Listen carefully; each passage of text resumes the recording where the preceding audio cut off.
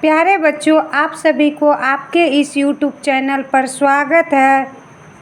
मैं पढ़ाने जा रही हूँ कक्षा 6 के हिंदी पाठ्य पुस्तक पार्ट 2, जो महात्मा बुद्ध का प्रभाव है। हिंदी पढ़ते पढ़ते किस प्रकार सीखा जाता है, वो सीखिए बच्चों। देखिए, महात्मा बुद्ध का प्रभाव, महात्मा बुद्ध का क्या प्रभाव लोगों पर पड़ता है, उसके बारे में पाठ में बताया गया है। कौशल में राजा प्रसेनजीत राज्य किया करते थे। राजा प्रसेनजीत महात्मा बुद्ध के शिष्य थे। महात्मा बुद्ध के शिष्य कौन थे? राजा प्रसेनजीत, जो कौशल में राज्य करते थे। कौशल उस समय में अयोध्या के आसपास का प्रदेश कहलाता था। कौशल की राजधानी श्रावस्ती थी। कौशल की प्रजा डाकू अंगुलीमाल से पीड़ित थी। कौशल जिस जगह था बच्चों, वहाँ पर एक डाकू अंगुलीमाल रहता था, जो कि लोगों को मार करके उसका अंगुली काट करके पहन लेता था। इसलिए कौशल नरेश प्रसेनजीत भी बड़े दुखी थे। कौशल नरेश उसे पकड़ पाने में असमर्थ थे। कौशल नरेश उसे पकड़ नहीं पाते थे। असमर्थ का मतलब है समर्थ नहीं था पकड़ पाना। वो इतना घना जंगल में रहते थे, कब घुसते कब किसको मारते पता कौशल नरेश को नहीं चल पाता था। अंगुलीमाल के अत्याचार से प्रसेनजीत की प्रजा त्राही त्राही कर रही थी। त्राही त्राही का अर्थ होता है बच्चों, बचाव बचाव कर रही थी। उसने 1000 आदमियों की हत्या करने की प्रतिज्ञा की थी। कितने? 1000 आदमियों की प्रतिज्ञा, मतलब कसम खाना। परंतु वह कितने आदमी मार चुका था, इसका हिसाब रखना उसके लिए कठिन था। वो कितना आदमी को मारता था, क्या करता था, हिसाब रखना कठिन था, क्योंकि भूल भी व्यक्ति से ही भूल होती है। इसलिए जब भी वह किसी का वध करता, मार देता, तो उसकी एक उंगली काट लेता था और उंगलियों को उसने माला बनाई थी। काट करके उंगलियों को क्या करते थे बच्चों? माला बना करके पहन लेते थे, जो हमेशा उसके गले में लटकी रहती थी। इसी कारण उसका नाम अंगुलीमाल डाकू पड़ गया। इसी कारण अंगुलीमाल डाकू पड़ गया, क्योंकि आदमियों को मार करके वह उसका उंगली काट करके पहन लेता था। अंगुलीमाल का नाम सुनकर लोग कांप उठते थे, कांपने लगते थे अंगुलीमाल का नाम सुन करके बच्चों, क्योंकि वह किसी को नहीं छोड़ता था। उसके आगे जो भी आदमी आते थे, वह जिधर निकल जाता चीख पुकार मच जाती। उसकी क्रूरता की कहानियाँ दूर दूर के प्रदेशों में भी फैल गई थी। क्रूरता का मतलब होता है कठोर व्यवहार, जिसके हृदय में दया ना हो। एक बार महात्मा बुद्ध मगध की राजधानी राजगृह से चलकर श्रावस्ती पहुँचे थे। महात्मा बुद्ध कहाँ पहुँचे थे बच्चों? श्रावस्ती। राजगृह से चल कर के पहुँचे थे। वहाँ पहुँचने पर महात्मा बुद्ध ने राजा को बड़ा व्याकुल पाया। व्याकुल मतलब बेचैन पाया।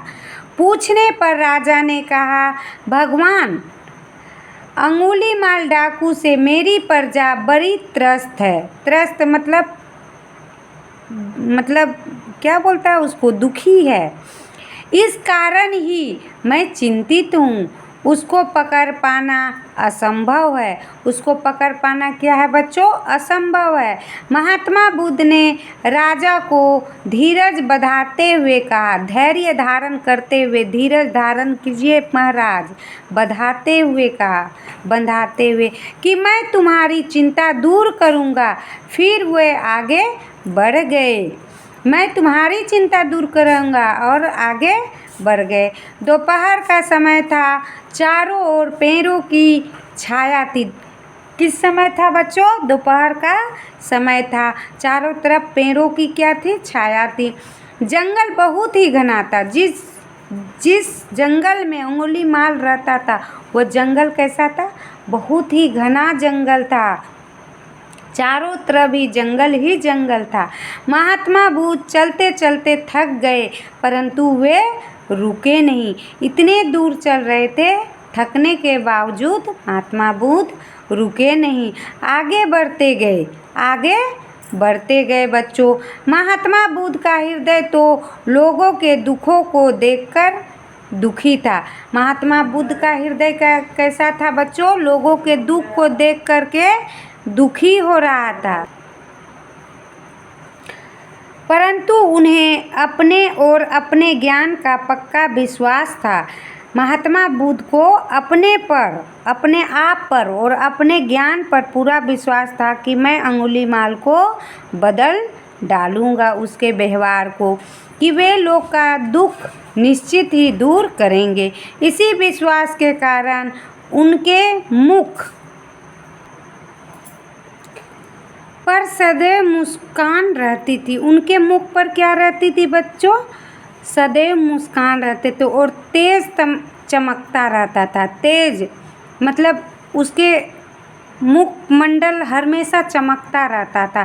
किसी प्रकार का दुख महसूस नहीं होते थे उसके मुख पर, ना ही कोई चिंता रहता था महात्मा बुद्ध के मुख पर।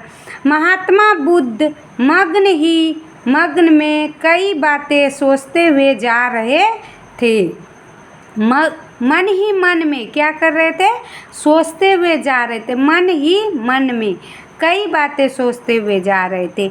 वे सोच रहे थे आदमी आदमी को मारता क्यों? वह मन में सोच रहे थे कि आदमी आदमी को क्यों मारता है? जीव जीव को देखकर प्रसन्न क्यों नहीं होता है? प्रसन्न क्यों नहीं होता है? जीव जो होते हैं, जैसे हम ही लोग जीव है, तो हम लोग किसी और को देख कर के प्रसन्न क्यों नहीं होते हैं? ईर्ष्या करते हैं लोग, दुखी होते हैं कि उसके पास जो मेरे पास हो वो उसके पास ना हो। यही आदमियों का, या तो कोई जानवरों का भी। जानवर तो वो तो बेजुबान है, उसे उतना एहसास नहीं है इस बात का, लेकिन हम लोग के पास तो बुद्धि है बच्चों। इन्हीं बातों पर विचार करते हुए महात्मा बुद्ध जंगल की राह पर बढ़े जा रहे थे। तभी अचानक उन्हें किसी के कठोर शब्द सुनाई पड़े, ठहर जाओ। किसी का कठोर, कठोर मतलब क्या होता है? कड़ा आवाज़ से ठहर जाओ। महात्मा बुद्ध ध्यान मतलब ध्यान में मग्न होकर के अपने चल रहे थे। इस कारण वे आगे बढ़ते गए, अपने ध्यान में ही लीन थे। वो किसी के बातों को नहीं ध्यान दे रहे थे। थोड़ी देर में ही फिर दोबारा वही शब्द सुनाई दिया, ठहर जा। महात्मा बुद्ध तुरंत रुक गए। तभी घनी झाड़ियाँ चीरता हुआ एक विकराल मूर्ति आ खड़ी हुई। विकराल मतलब बहुत बड़ा मूर्ति खड़ी हो गई, जो देखने में भयानक था। ऊंचा कद, काला शरीर, भयानक चेहरा, लाल आंखें, बिखरी बाल, बड़ी बड़ी मूछें, लंबी मजबूत भुजाएं, चौड़ा सीना, हाथ में कटार। निश्चय ही यह मनुष्य नहीं, कोई बड़ा दैत्य था।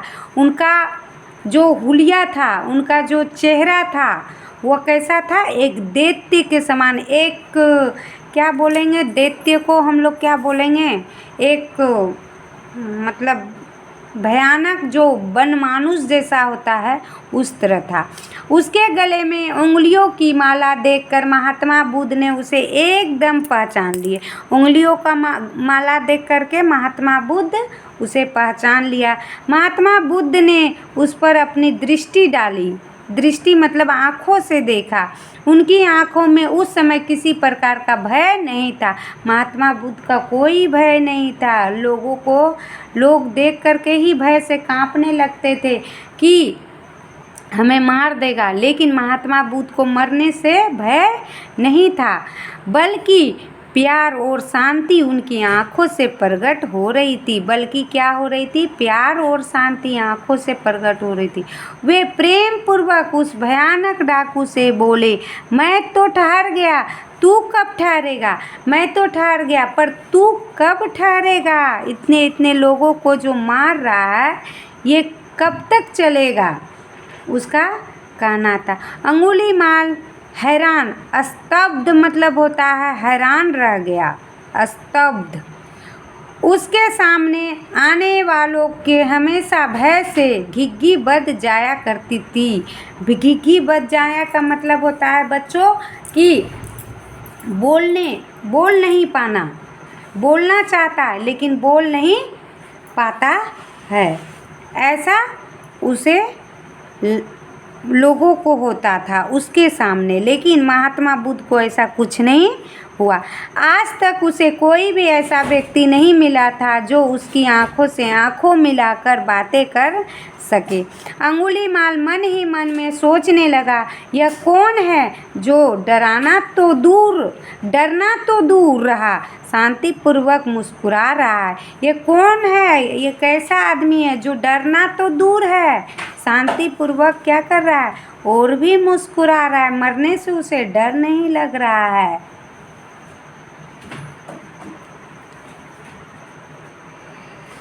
महात्मा बुद्ध ने फिर से वही शब्द दोहराया, बोला, कब ठहरेगा तू? कब ठहरेगा तू? महात्मा बुद्ध के इन्हीं शब्दों का उस पर जादू का असर हो गया। इन्हीं शब्दों का क्या हो गया? उन पर असर हो गया। किस पर? अंगुलीमाल डाकू पर असर हो गया। वह बड़े ही विनीत स्वर में बोला, विनयपूर्वक बोला, नम्रता से, महात्मा मैं आपकी बात नहीं समझा, मैं आपकी बात नहीं समझा। महात्मा बुद्ध बोले, अरे जीवन में तो जन्म से लेकर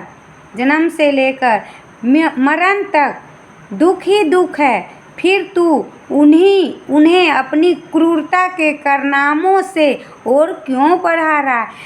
अरे जीवन में जब जन्म लिए हो तो दुख ही दुख है, लेकिन तुम क्रूरता दुष्टतापूर्ण कामों से और भी उसको और क्यों बढ़ा रहा है, क्यों भयानक कर रहा है? मैं ज्ञान प्राप्त कर बंधन से छूट गया, पर तू मार काट का काम अभी भी किए जा रहा। मैं क्या कर लिया हूँ? ज्ञान प्राप्त करके बंधन से छुटकारा पा लिया हूँ, पर अभी भी तुम क्या कर रहे हो? अभी भी तुम वो काम कर रहे हो, मारपीट कर रहे हो, लोगों को किए जा रहा है। इनसे कब छुट्टी लेगा? बोल, कब ठहरेगा तू? अभी भी पूछ रहा है कि अब बोलो कि तुम कब ठहरेगा? डाकू अंगुलीमाल जो कभी किसी से भी नहीं डरा था, वह कभी किसी से डरा नहीं था, जिसके नाम से सारी नगरी कांपती थी। कौन कांपती थी? सारा नगर कांपता था। नगरी का मतलब सारा नगर कांप रहा था। आज एक निशस्त्र महात्मा के तेज से, निशस्त्र मतलब हाथ में कुछ भी नहीं है, निहत्थे हैं, बिना शस्त्र से महात्मा के तेज से कांप रहा था। सहसा वह बुद्ध के चरणों में गिर पड़ा। अचानक ही वह बुद्ध के चरणों पर गिर पड़ा और बोला, महात्मन मुझे राह दिखाइए। हे महात्मा मुझे राह दिखाए, मेरे सामने अंधेरा ही अंधेरा है। मेरे सामने क्या है बच्चों? अंधेरा ही अंधेरा। ये अंगुलीमाल डाकू कह रहे हैं बच्चों। बुद्ध ने उसे शांति, दया और प्रेम का उपदेश दिया। अंगुलीमाल की आंखें खुल गई। उसे बुद्ध ने क्या दिया? शांति, दया और प्रेम का उपदेश दिया कि प्रेम करो, जीवों से प्रेम करो, जीवों के प्रति दया रखो, शांति बना करके रखो। उसके मन का अंधकार दूर हो गया। उसने अंगुलियों की माला तोड़ दी और अपनी कटार फेंक दी। कटार जो काटने वाला था उसे क्या कर दिया बच्चों? फेंक दिया। महात्मा बुद्ध का उस पर इतना प्रभाव पड़ा कि उसने हिंसा का जीवन सदा के लिए त्याग दिया और उनका शिष्य बन गया। हिंसा का जीवन त्याग करके अहिंसक बन गया, दया भाव प्रकट करने लगा और महात्मा बुद्ध का क्या बन गया बच्चों? शिष्य बन गया। यहाँ विद्यार्थियों को शांति, दया और प्रेम का महत्व बताए गए हैं इसमें। अब देखिए शब्दार्थ बच्चों। क्रूरता, दुष्टतापूर्ण कार्य, व्याकुल, बेचैन, ध्यानमग्न, ध्यान में लगा हुआ, विकराल, भयानक, स्तब्ध, हैरान, घिघी बांधना, भयभीत होने पर मुंह से ठीक से शब्द न निकलना, निशस्त्र, निहत्थे। बच्चों आप लोगों को ये महात्मा बुद्ध का प्रभाव कैसा लगा, पढ़ाने का तरीका कमेंट में अवश्य भेजें, अवश्य ही डालें और अगर अच्छा लगा तो लाइक और सब्सक्राइब अवश्य ही कीजिए।